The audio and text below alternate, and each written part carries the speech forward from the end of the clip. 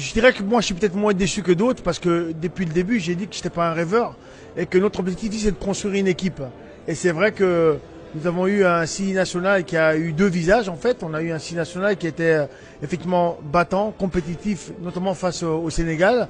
Et puis on a eu un CI national très décevant face aux autres équipes et qui n'a pas effectivement montré le visage qu'on attendait réellement d'eux. Alors c'est une grande déception, évidemment, puisqu'on espérait que cette équipe aurait battu la Gambie.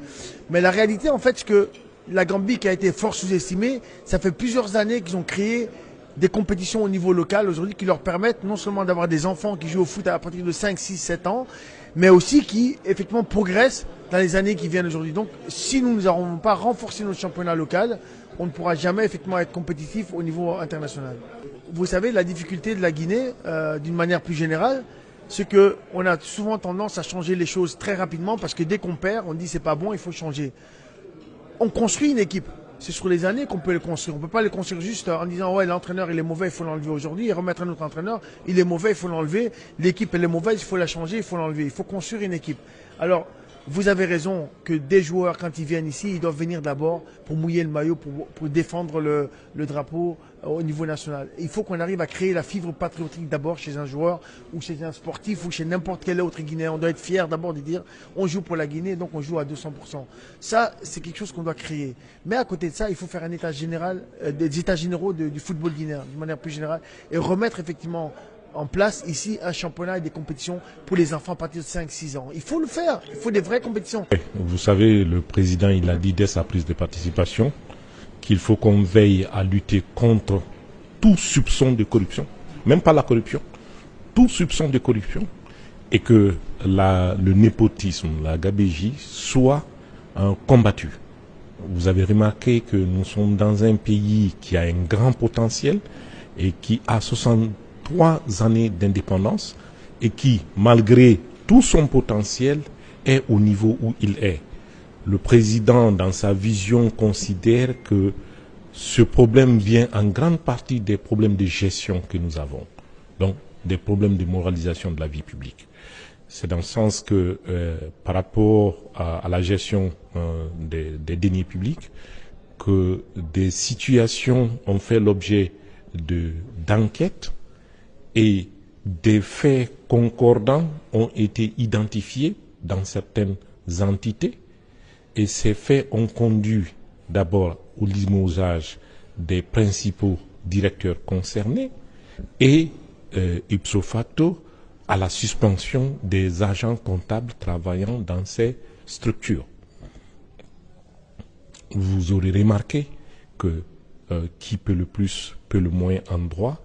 Le président de la République ayant la possibilité de nommer, il peut enlever à tout moment lorsque les éléments qui ne doivent pas exister sont supposés se rapprocher des personnes en qui il a confiance.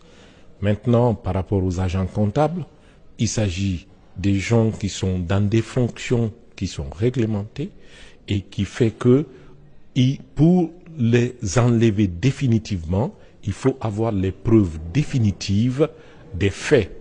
Pour le moment, la procédure est en cours, on ne va pas les commenter, la procédure ira jusqu'à son terme. Les agents qui ne seront pas convaincus des faits qui leur sont incriminés, dans ce cas, retrouveront leur position.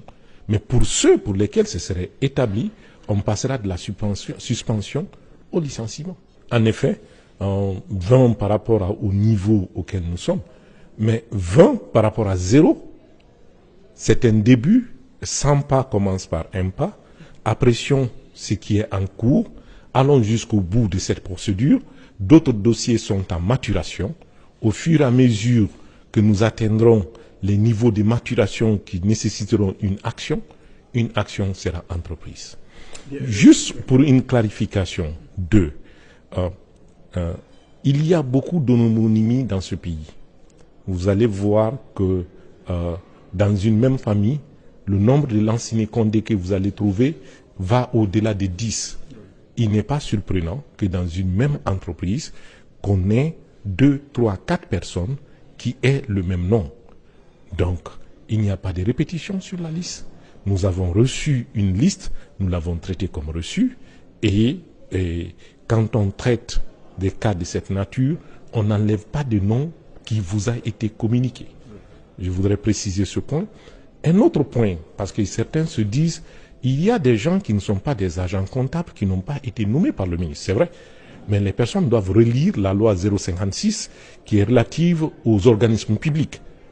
À son article 38, la responsabilité du ministre des Finances en matière de la tutelle financière inclut la possibilité de prendre des décisions lorsque de pareilles situations se présentent. Dans son ensemble, la situation est encore difficile. Elle est encore difficile.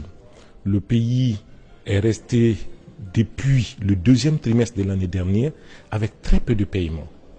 Beaucoup de PME, de PMI ont fait des prestations, n'ont pas été payées, et la suspension des paiements aussi longtemps que cela a été, et les événements sont survenus, et ce processus a continué avec les mesures conservatoires qui ont été prises, et cela ralentit l'activité économique.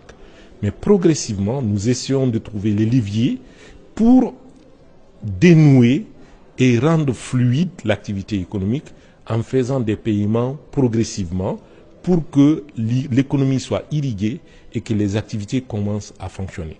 C'est pourquoi les mesures ont été prises dès notre prise de fonction pour permettre à certaines entités qui ne pouvaient pas décaisser le premier franc de commencer à décaisser. Ce n'est pas suffisant. Nous espérons que progressivement, en fonction de la solidité des institutions et des organismes publics que nous avons, ces mesures seront levées et que d'ici la fin du premier trimestre, nous allons retrouver un fonctionnement normal.